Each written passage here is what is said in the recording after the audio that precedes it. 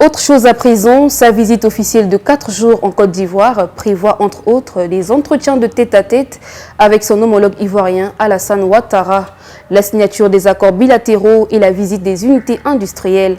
C'est hier aux environs de 14 h que Denis Sassou Nguesso est arrivé à Abidjan par l'aéroport Félix Houphouët-Boigny. Regardez. Esplanade de l'aéroport international Félix Houphouët-Boigny d'Abidjan, pavillon présidentiel. Ce lundi 12 juin 2023, l'ambiance est à la hauteur des grands événements. Liesse populaire, la colonie congolaise de Côte d'Ivoire est fortement mobilisée pour accueillir le président de la République, Denis Sassou Nguesso, à l'occasion de sa visite officielle en terre ivoirienne. Sur le tarmac, les dispositions sont prises.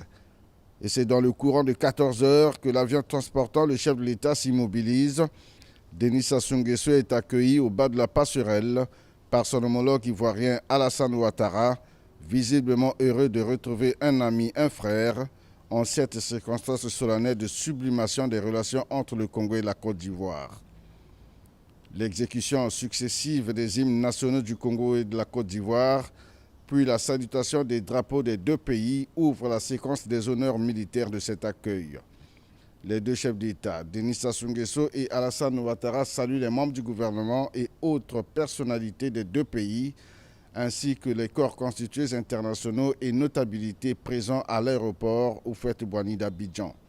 Après un premier entretien au salon présidentiel, Denis Sassou Nguesso et Alassane Ouattara sont chaleureusement salués par une population très enthousiaste venue soutenir l'amitié Congo-Côte d'Ivoire.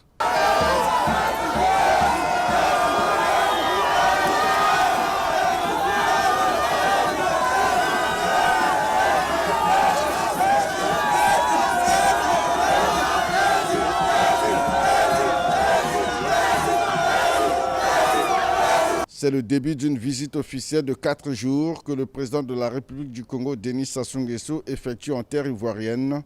Visite qui sera marquée par des entretiens en tête-à-tête entre les deux chefs d'État, la signature des accords bilatéraux, la visite des unités agro-industrielles, la remise des distinctions et surtout le dépôt de la gerbe de fleurs au caveau de Félix Houphouët-Boigny, le père de la nation ivoirienne.